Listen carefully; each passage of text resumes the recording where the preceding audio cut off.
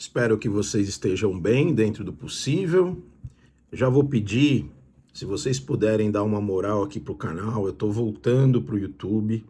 Se vocês puderem deixar o like, fazer um comentário, se inscrever, o YouTube começa a capturar que a gente está retornando e entrega os vídeos. Essa é a aposta, então vou pedir essa força aí para você, tá bom?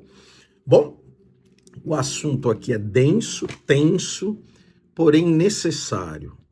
Estava aqui pensando, né, o quanto que no Brasil, se a gente pensar do ponto de vista de fundação de um país, o quanto que a ideia de trauma, ela é constitutiva, ela faz parte das histórias do país, né? Se a gente colocasse, por um exercício de imaginação, o nosso país num divã, nós ficaríamos assustados.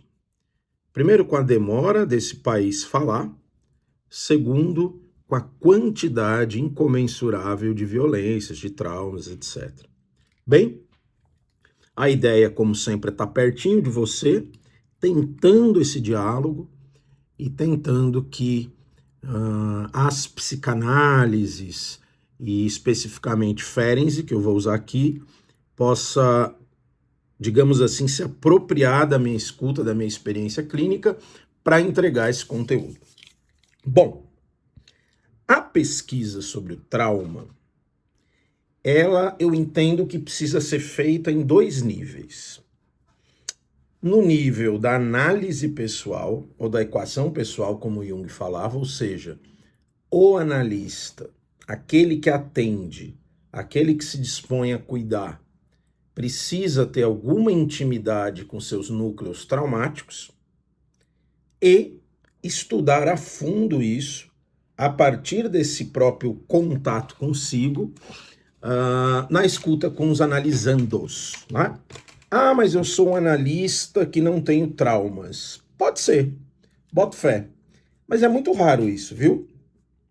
Se a gente pegar aí as relações com papai e mamãe, cuidadores ou negligentes, dificilmente a gente não vai encontrar algo traumático. Eu costumo brincar que quem vai para psicanálise, para esse trabalho de cuidador, só consegue algum êxito, não no sentido capitalista, no sentido desse ofício, caso tenha, assim, muitos buracos e provavelmente muitos traumas, correto?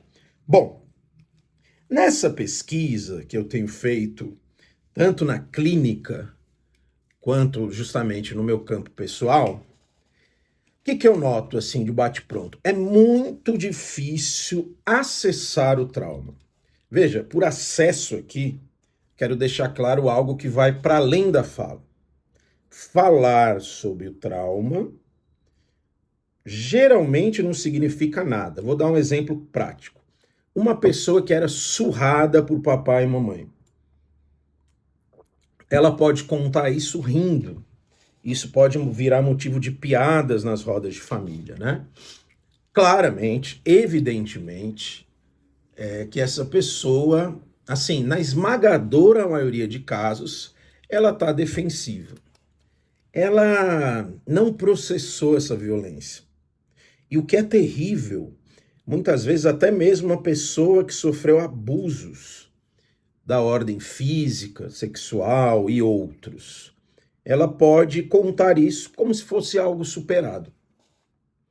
Aí vocês devem estar se perguntando, mas qual o problema disso? Não é melhor isso do que o sofrimento?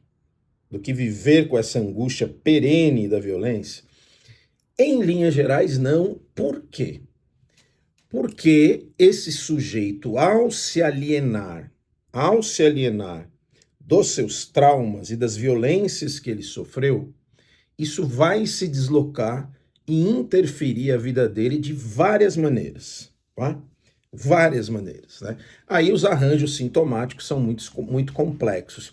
Por exemplo, esse sujeito pode vir a se tornar aquele que violenta, abusa, ele pode ter problemas com a própria sexualidade, ele pode ter problemas adaptativos graves, ele pode fazer dissociações que até servem para ele se adaptar, mas tudo aquilo que não é elaborado vai estourar na nossa vida em algum momento. Compreende isso? Então, não é uma boa saída essa. Ferenczi diz que o trauma ele tem 3 fases e que aparece na clínica. Primeira fase, que não é nada óbvia. A criança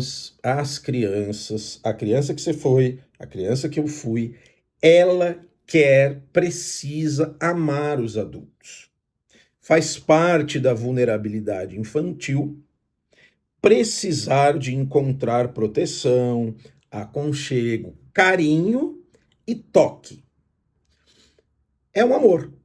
Quando a gente pensa em sexualidade infantil, na teoria freudiana, não estamos falando da sexualidade adulta. As pessoas confundem muito isso. Muitas ficam bravas com a psicanálise, com Freud, achando que se trata disso. Não, não é.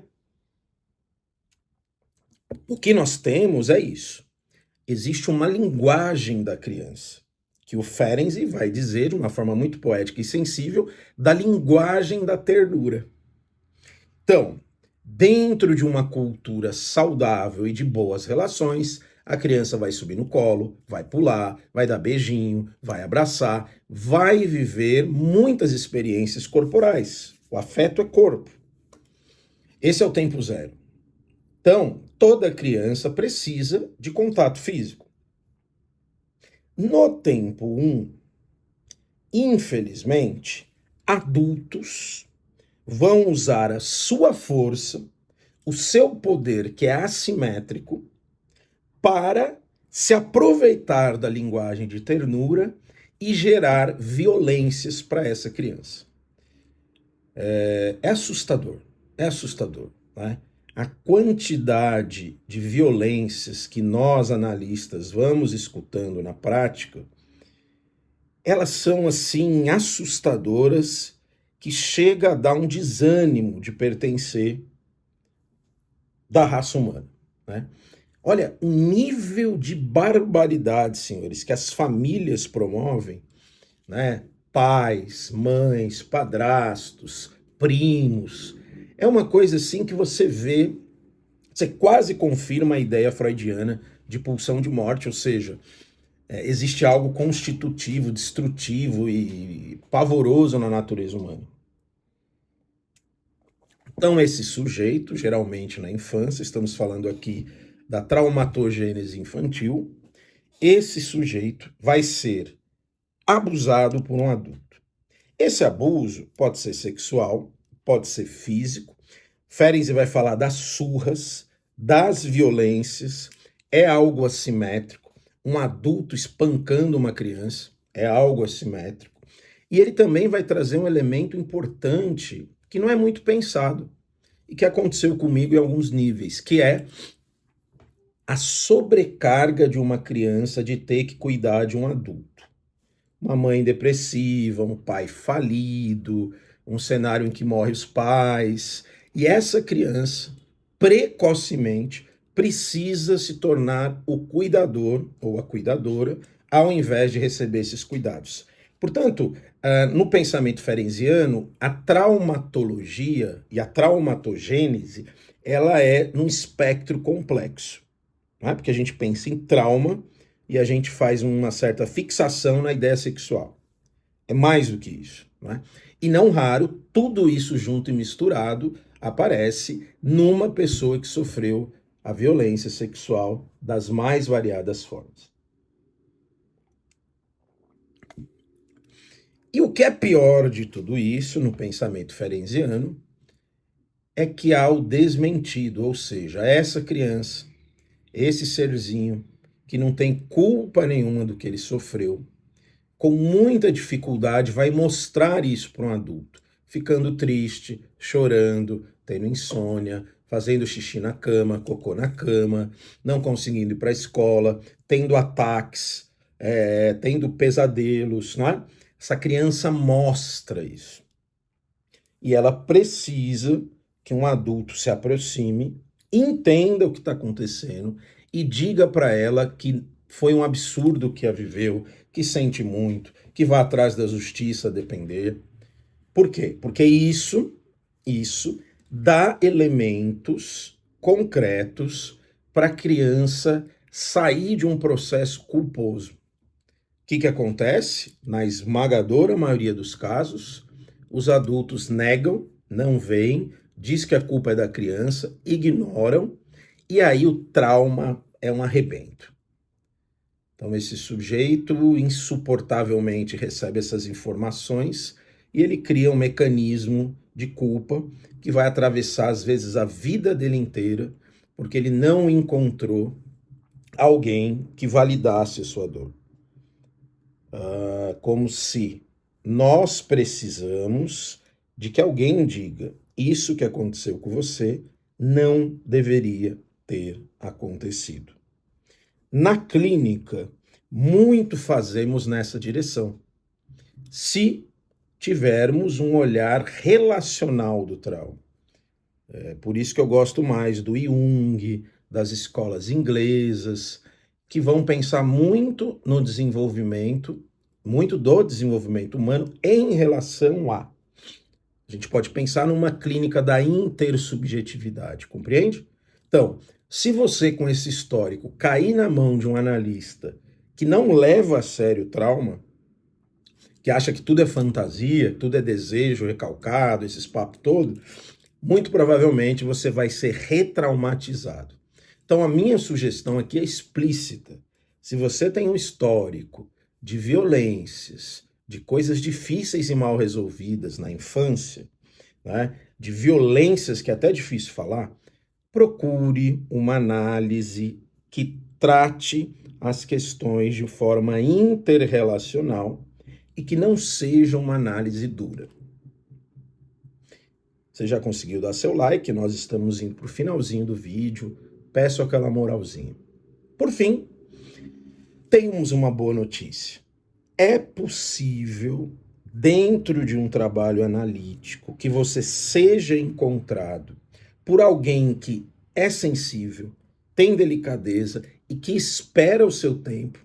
É possível que essas experiências angustiantes, que são corporais, que por vezes vão atuar impedindo o sujeito de amar, de se apaixonar e de ter bons encontros íntimos, é possível que, desmontado esse esquema do desmentido, você retome a tua vida, viva experiências legais, possa amar de novo e possa fazer o grande barato da vida, que é ressignificar aquilo que aconteceu conosco. Porém, isso costuma ser de médio a longo prazo, não é racionalizado, é através dos afetos. Então não basta uma leitura literal. E afeto se dá em relação, em contato, com intimidade, compreende? Espero que vocês tenham apreciado esse vídeo. Procurei aqui dar o meu máximo e me comunicar com alguém aí do outro lado. Espero mesmo que sirva aí para te inspirar a poder entrar em contato com a sua dor, ter uma perspectiva esperançosa e, quiçá, fazer uma análise e, se for um colega psi, estimulá-lo a estudar Ferenczi. Aquele abraço, muito obrigado pela honra de te escutar até aqui. De te escutar, olha que interessante, de vocês me escutarem, quiçá eu estar escutando vocês também.